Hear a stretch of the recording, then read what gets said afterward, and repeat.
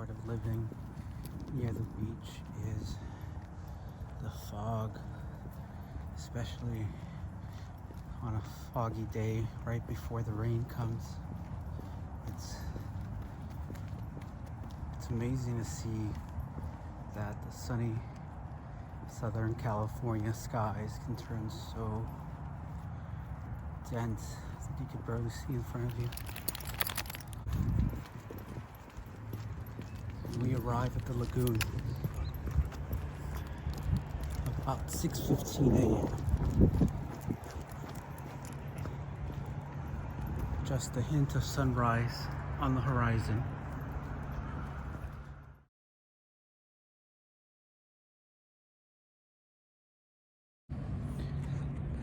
And we arrive minutes before dawn. We're really excited to see the sunrise. I joke sometimes that I should have called him Apollo because that's been his job, to get me out of bed and make me walk all the way down here for sunrise. I think he's been the best part, or the best therapy I've had for my complex regional pain syndrome. Just having a dog that I can cuddle with on the docks in the mornings. He keeps me active. He keeps me sane. Keeps me fighting. Because, we're in this for life. I guess while we wait for the sun to come out, I'll talk a little bit about my CRPS, my complex regional pain syndrome. It's something that my left side of the face, neck, shoulder, all the way down to the fingertips. It's been tough. I feel like because I flew off a ladder and crashed into my arm, a lot of my recovery has been trying to unravel myself. I keep thinking of myself as a boat because my dad used to be a shipbuilder, and we were raised repairing boats right here in Long Beach in the marinas. Yeah, Houdini. We grew up here. Grew up driving by this lagoon here, the Colorado Lagoon. And I just, so I see it as I'm out of line, and I'm trying to get back to my center of balance for proper function. It's like the bones are a structure, and the muscles and tendons and everything are tensioned to a certain point to keep that structure in a line. And a lot of it has been trying to recenter my center of balance in my core, because my body just kind of crippled into itself. So now I've gotten past that point, and now I'm at the point of just trying to maintain whatever muscle mass I still have in my arm and maintain function. I have some capabilities with my left arm, but it's like a ghost arm that has its own identity. In therapy, it came to call itself Ivory, because when I screamed, and I kept going through that therapy where rapid eye movement therapy, trying to break down the injury, I kept screaming and screaming, going over the same scream when I felt that my arm was going to snap off my body, and eventually turned into Ivory, and that's the name it has. And it does have its own personality where it just tries to protect itself all the time, and it'll warn me about things or people because it's hypersensitive to vibrations and sensations and touch and heat. It's very sensitive to heat. Because I have no control over it, I can't regulate my body temperature, so if I move it, it heats up really fast, or if it's in pain, it really heats up, and I end up with half of my face being 104 degrees.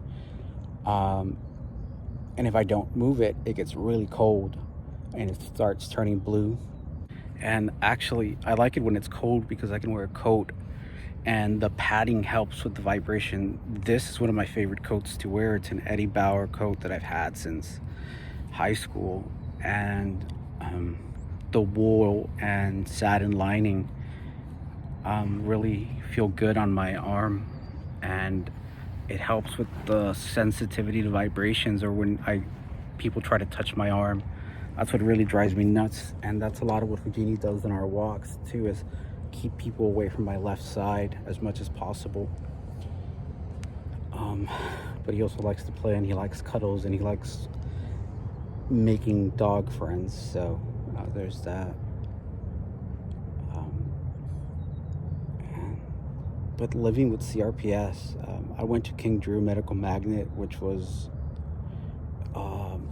associated with Martin Luther King Hospital, also known as Killer King. And so I went to high school expecting to go to medical school or be in the medical field, but I didn't. I had way too much. Ooh, Houdini just saw a jumping fish.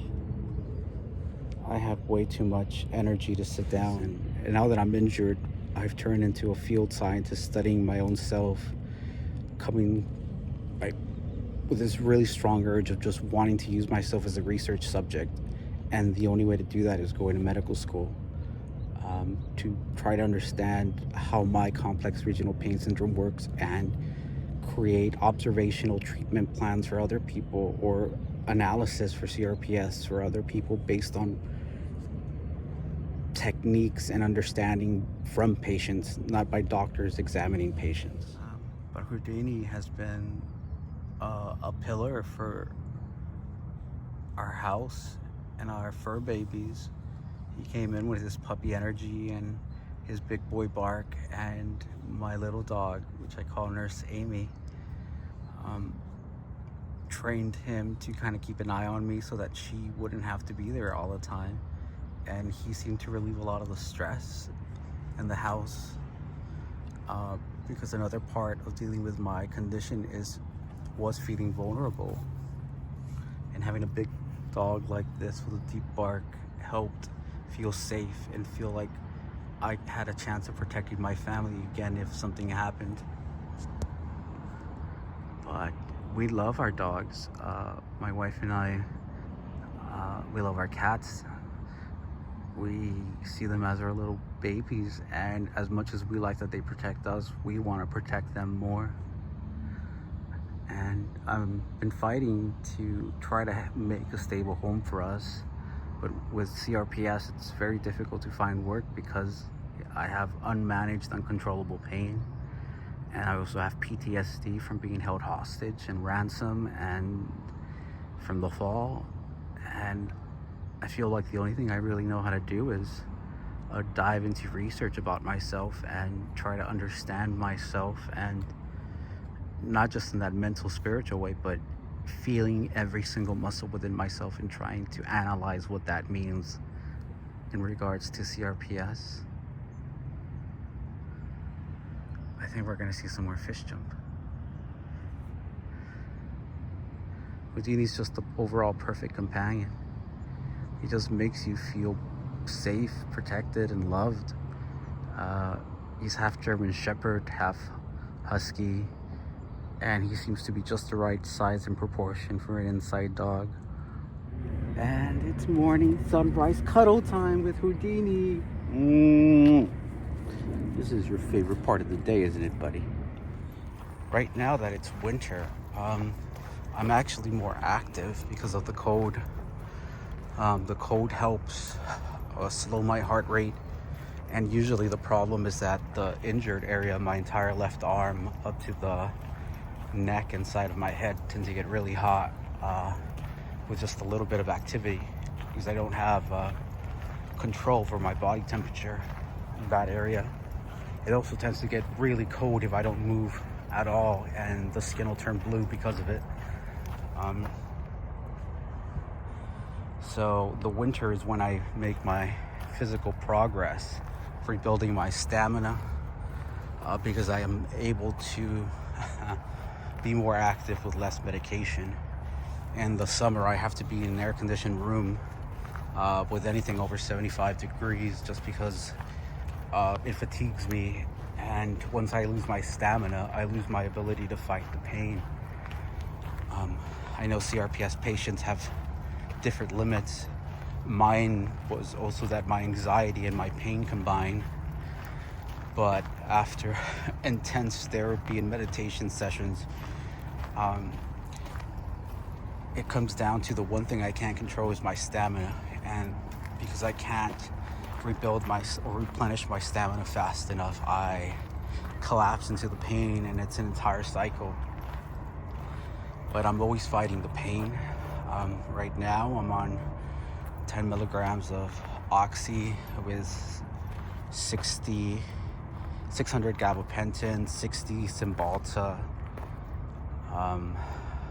cyclobenzapine, a muscle relaxer, and a lot of cannabis just to get through this morning walk. And that's also my morning prescription. And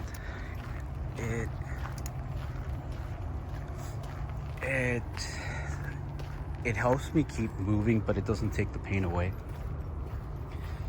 And Houdini knows that very well. He'll stop when I need to stop, and if I kneel down, he'll come to me and cuddle with me and protect me, because he knows that when I'm in knelt position, I'm vulnerable because I'm out of breath.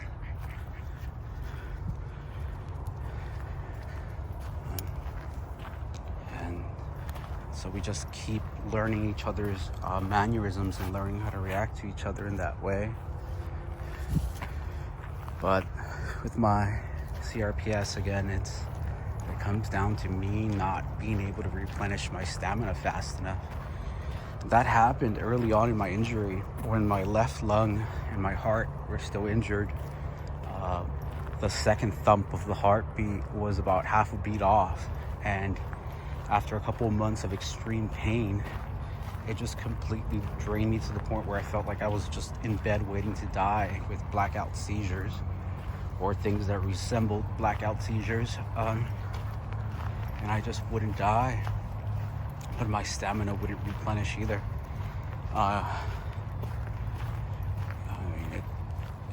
It was a bad point in my life, and I feel like my body, that part of my body that recharges, I feel like a broken cell phone battery, or the charging part of it, where it just won't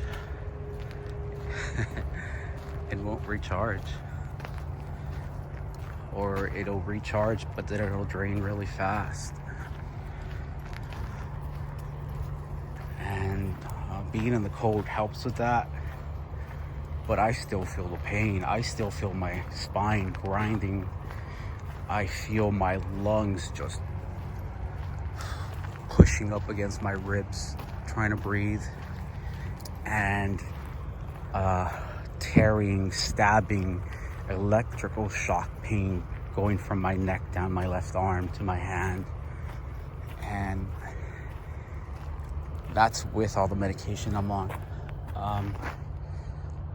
I'm on half the medication I was from the Mexican doctor. The fog's rolling in over the water, looks gorgeous. I was on 60 milligrams of oxy a day. Now I'm on 30 because the doctor here was very honest, saying that he would not be able to prescribe that high of an amount, and any meds are better than no meds. But even when I was on 60 milligrams a day, it wasn't enough to take the pain away. I still felt it, and actually I felt it more because my back was more raw from a very horrible situation we went through, so I was in a lot more pain. Now I've stabilized a little bit more, but I still have uncontrolled pain spikes that just require a lot more medication.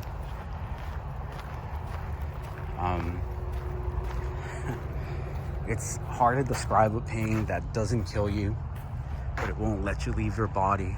Regardless of how exhausted you are, it just keeps you locked in. unable to move, unable to breathe properly. It's torture. It's torture laying in bed in a pain spike, feeling my joints, feeling my muscles go into atrophy. Houdini and I are gonna take a break now.